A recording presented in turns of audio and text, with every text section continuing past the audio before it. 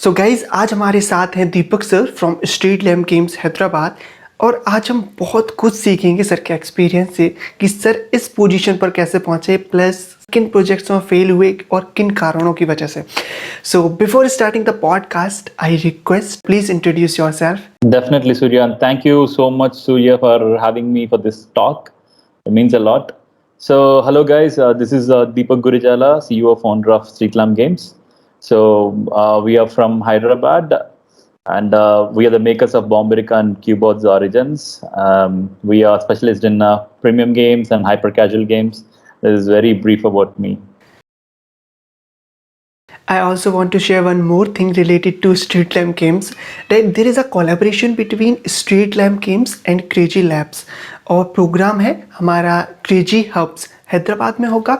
और full detailed मैंने एक वीडियो बना चुका है जो कि आपको आई आइकन पर मिल जाएगा, हैव अ वॉच, और आप एज अ इंटर्न उसमें पार्टिसिपेट कर सकते हैं।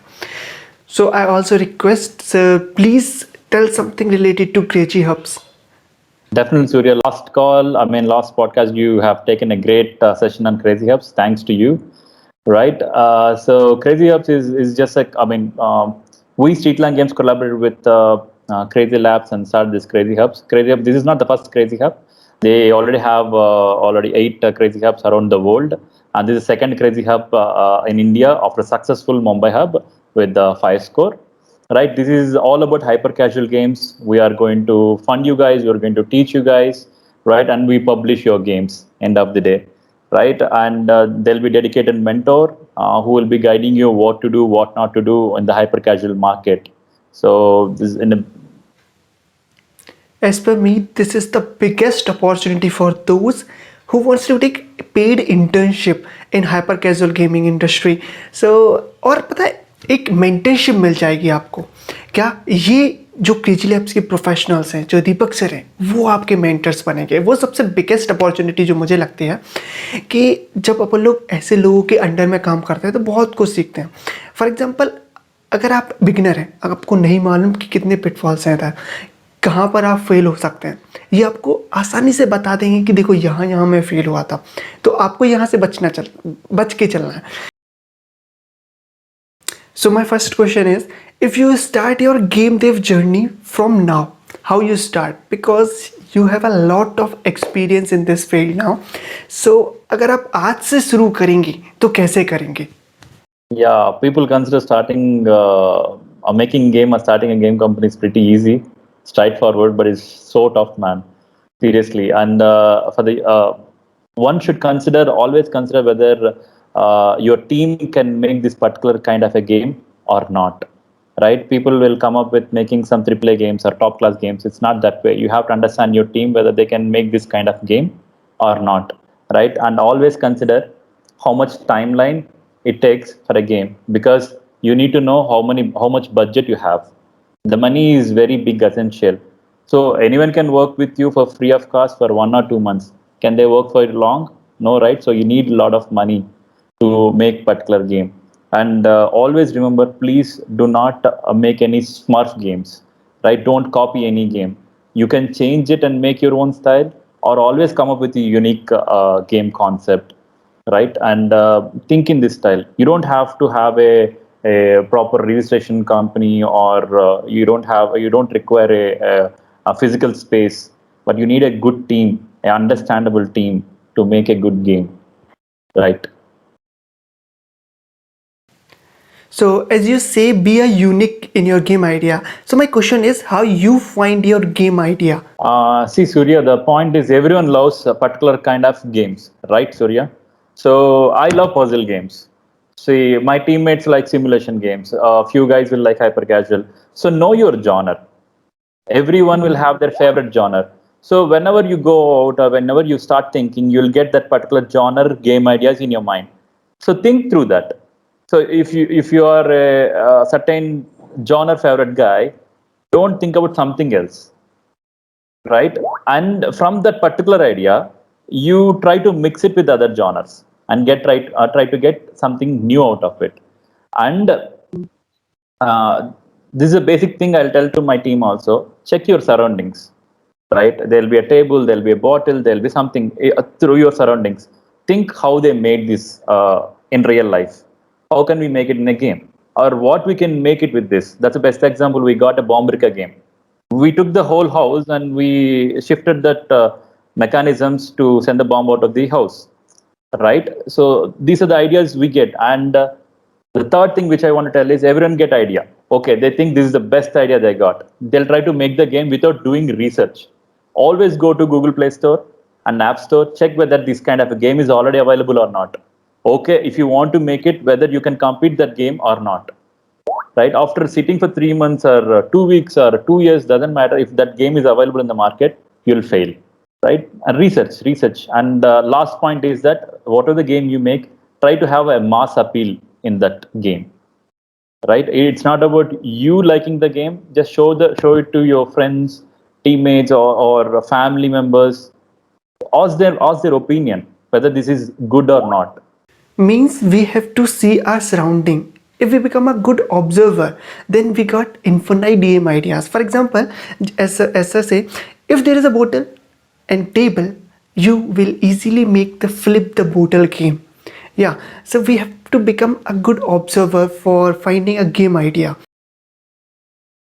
So third question I want to ask is, what mistakes you make in gaming industry?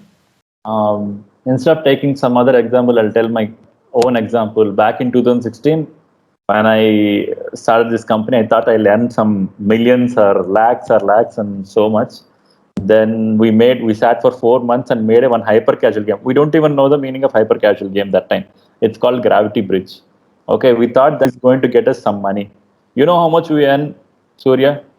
We earned $70, and Google Play will not give you that money because it didn't reach the threshold mark of $100. So how much I earned? $0.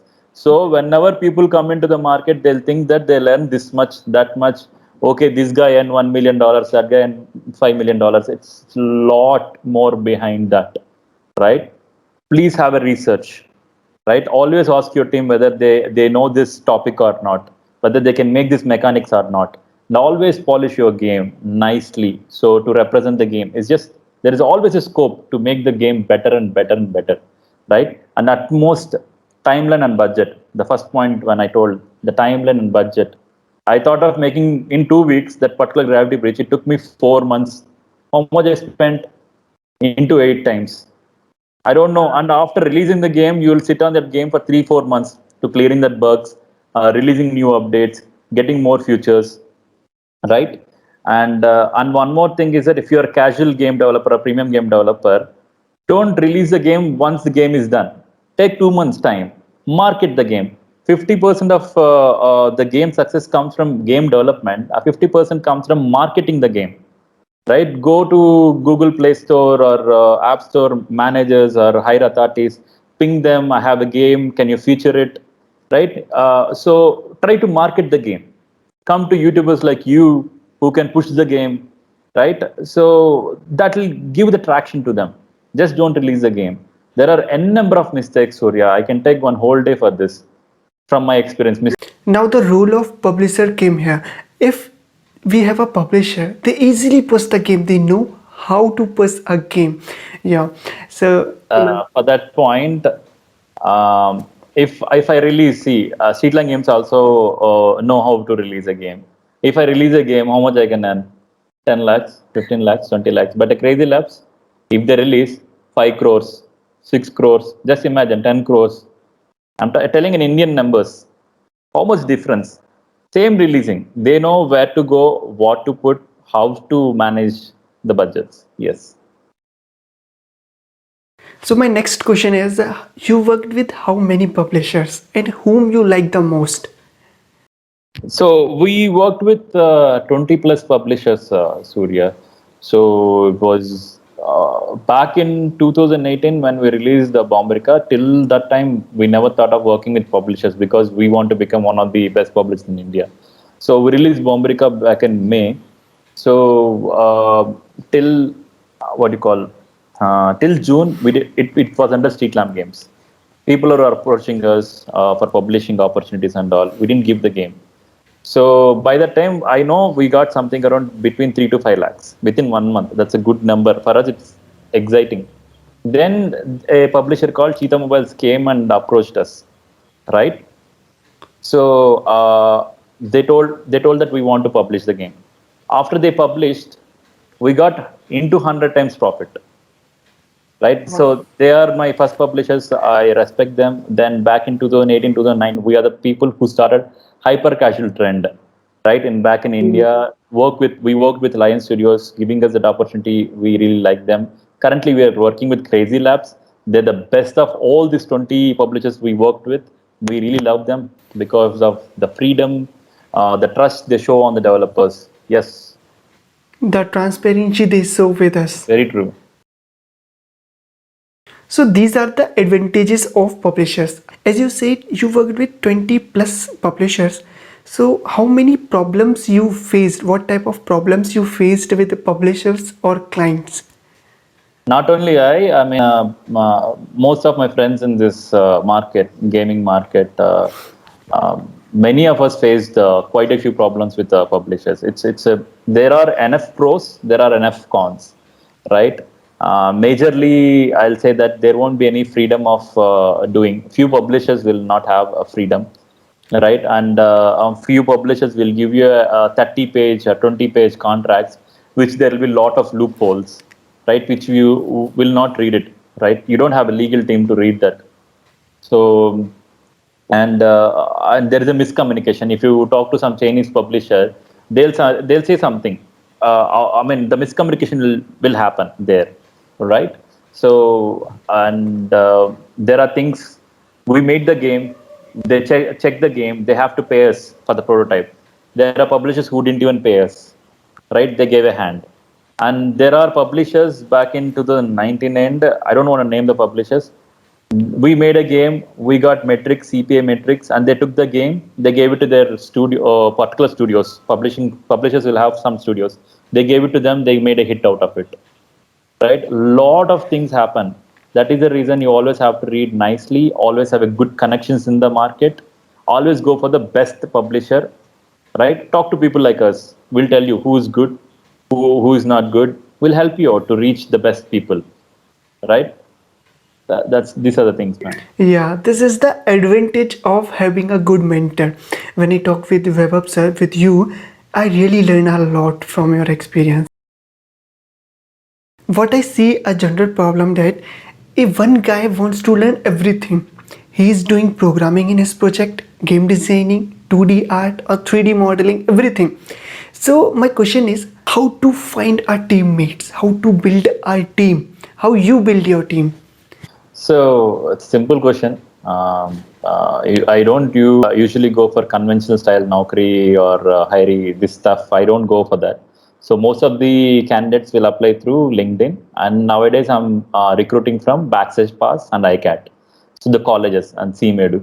So these colleges, I have tie up with them. So they'll send their student resumes to me or alumni resumes, and I'll call them directly. And whoever sends through LinkedIn or wherever it's through my mail, I do call them. I do talk to them, even there is an opening or not. I do even push it to some other companies too. That's what happens. Wow. My question is if I am a solo developer, so how I build my team? What do you advise? The thing is, yeah, it's a two different questions in that. So there are most of the developers, 90% of developers, they'll be solo. And quite a few of us are introverts. We really don't want to work with the teams. But the point is, if you want to grow alone, the success rate will be low. I won't say nil. There are many solo developers made a lot of money, a big award-winning games.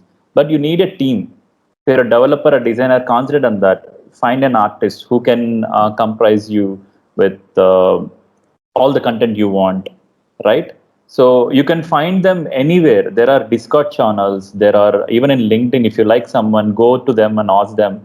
There are people who are taking candidates from freelancers, right? Ping them, tell them, okay, I want to work.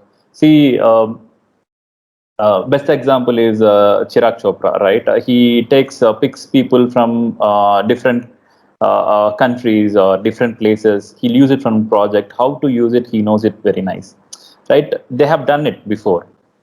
So, did I satisfy your question, Surya? Yeah, definitely. I have one more question related to Crazy Hub. If one is a solo developer and send your portfolio, so you help to build their team. For example, if there is a programmer, one send the programmer resume, one send the designer resume to artist and the modeler. So you make the team of them, or they have to make their own team. For Crazy Hub Surya, they have to make their own team. So we will not help them make the teams. But the point is, they can talk to other teams. Even if they're solo developer, they can apply for the program. There is no issues with that, right? So they can get the help from other teams, but he cannot make a team inside the hub.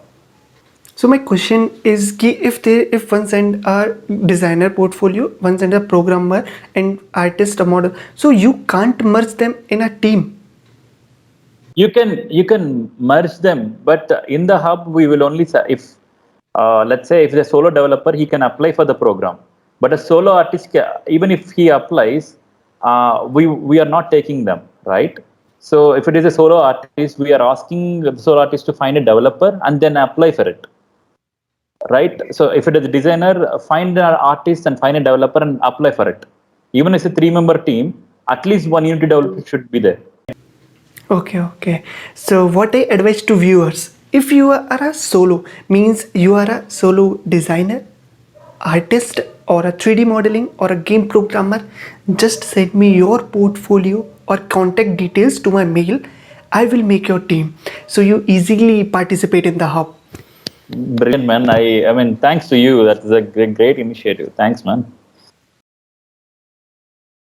As you are a publisher, my next question is why some game developers project are rejected by the publisher? What common mistakes you see in their projects? So, whoever the publisher it is, casual, premium game, or hyper casual, only one thing is data is the king. Data is the king, right? If that, but whatever game you make, very poor game or top game, there are many poor quality games which got 0.05 CPI or 10 cents, 5 cents, right? They release that game, which became biggest hits. So if they get a metrics, right metrics, no one can stop it. Yes, and okay, if it's not related to data and metrics, there are certain qualities they look into. Is in general a good executed game with a basic, simple, understandable gameplay. It should not be complicated, not complex, and as I already told, the mass appeal. All the age groups can understand this kind of a gameplay or not, and there should be a good wow moments in the game, in the end or the starting of the game. There should be some good wow moments and basic art presentation, right? So you need to polish a bit. You just cannot give like that, because there are thousands of developers will send the same kind of game to the publisher, right? Think about that. If you want to be unique, uh, make something unique. You have to stand out of it. And one more thing is that many people go to publisher, they say that I have a beautiful idea, I'll make this. I can make this. I'll make it like this. They don't care. They don't care anything about this, because you have to have a portfolio. Make 2, 3 games in your portfolio. Show to them. They'll understand, okay, this is his art style. This is how we make a game. He's very unique. Wow. Right? So these are the qualities they expect.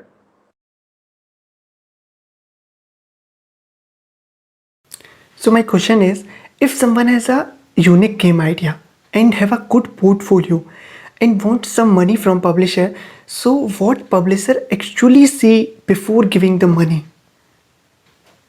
That's what. If they have a good portfolio, if they believe they can make this kind of a game, it depends, Surya. It can be from mere $100, $500 to $10,000. It depends on the capacity of the team. If he is a one-man developer, they'll pay him low. If it is a 10-member team, they'll pay accordingly. So there'll be paper prototype, there'll be exclusive deals, there'll be bonus per metrics, different style of payments, right? So usually these days everyone is asking for 1 or 2 games for free of cost. If they prove it right, from second or third game onwards, they'll be paying 500, $1,500 per game after their approval, right? Not all the games will be approved. if they're paying you money, if you go and make some what you call temple run or something like that, no one will pay you, right? Even if you make it something awesome. When we send the project, they first tested and then approved. So can you tell me how much money they invest in test? It really depends from publisher to publisher, Surya, because few publishers wants to stay at top 10. I want to be at top 10, right? They spend one style of budgets, right? And there'll be studios who wants to be, I want to be in top 1 to 50 or 1 to 100. I know how to make money.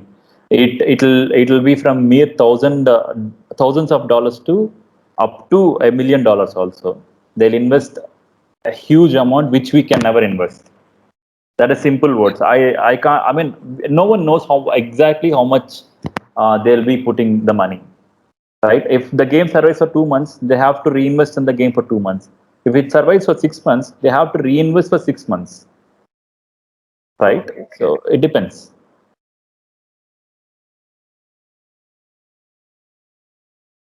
Now comes to self-publishing part. As I know, you also publish a lot of games and they become a hit. So I want to know what marketing strategies you used. So it really depends on two things. Premium games, most of the guys will not look into UA and all. So what they do is that, as I already told in the talk, so at least have 2 to 3 months for marketing strategy if it is a premium game. So approach this the main guys from Google Play Store and App Store. Tell them this is your game. They'll give you some advices. Okay, you change this much, it'll be nice, right? So then try to get futuring is very important for premium games. Second thing is have a basic localization, because English will not work out everywhere. If you want to release globally, if you want to be successful in China with English, it's not possible. Make some localized content, Chinese, German, France, Portuguese, like different languages, right? And approach YouTubers, influencers, right? Approach some different channels, then approach some students to test your game, get the feedback out of it, right? It's a conventional way of marketing. And always approach game journals to write a critic on your game. They might give you 3 star or 1 star, they might give you 9 stars or 10 stars, but be open for it. And always attend some award functions or put it in conference. This is for premium games. But for hyper casual games and basic casual games, like people look into metrics, how that comes, buying, I mean, UA, user acquisition, buying users. How well you buy the users. If they are liking the game more, the game will go top in the charts and the organic downloads will come, right? Search for the game, that will come. So you need a lot of money for that, for sure. UA is the biggest thing for hyper casual games. So these are the simple answers for self-publishing, Surya. Got it. These are the end of my questions, and really I learned a lot from your experience, and hope viewers also learn a lot from your experience. And thanks again for coming in this podcast. Thank you so much, Surya, for having me for this talk. Beautiful talk it is. I mean, I'm going to see your YouTube channel prosper a lot. It's one of the best channels I've seen. So once again, thanks, man. See you guys. All the best. So at the end of the video, I also want to tell, if you not see this playlist, watch it, because अगर आपको hyper casual game बनाना है या फिर कोई PC game बनाना है, it helps a lot. Means आप देख सकते हैं क्या क्या कंटेंट उसमें प्रेजेंट अवेलेबल है, और कुछ मैं नया कोर्सेस भी लेके आने वाला हूँ सून. और अगर ये वीडियो पसंद आई हो, कुछ नया सीखा हो, तो आप इस वीडियो को लाइक कर सकते हैं, चैनल को सब्सक्राइब कर सकते हैं for more such videos, for more such content. Available भी है वैसे तो, जैसे कि राहुल सहगल सर के साथ बातचीत हुई थी, वो भी काफ़ी इन्फॉर्मेटिव थी. वैभव सर के साथ हुई, निखिल मलंकर के साथ, Navdeepak sir. So learn from their experience कि उन लोगों को इतने ईयर्स हो गए हैं इस फील्ड में, वो क्या सोचते हैं, उन्होंने क्या मिस्टेक किया, वो सब के लिए. और फ्यूचर में अभी और भी टॉक्स आने वाले हैं गेमदेव में. और एट लास्ट, अगर आप इंटर्नशिप चाहते हैं, paid internship, go as soon as possible, fill this form, link is in the description. ताकि आपको पेड इंटर्नशिप मिल सकती है। लोकेशन इस हैदराबाद, जहाँ आपको क्रेजी लैब्स के प्रोफेशनल्स टीच करेंगे, गाइड करेंगे, स्ट्रीट लैब गेम्स के प्रोफेशनल्स टीच करेंगे। तो वो एक मेंटरशिप ज़रूरी होती है, वो आपको मिल सकते हैं। और पेड इंटर्नशिप है, मोर देन 20,000 आपको मिल सकते हैं उसमें पर मंथ। सो अगर आप इंटरेस्टेड हैं, गो देयर और देखिए वो क्या सिखाते हैं उसमें। सो मिलते हैं अगली वीडियो में, तब तक के लिए बाय।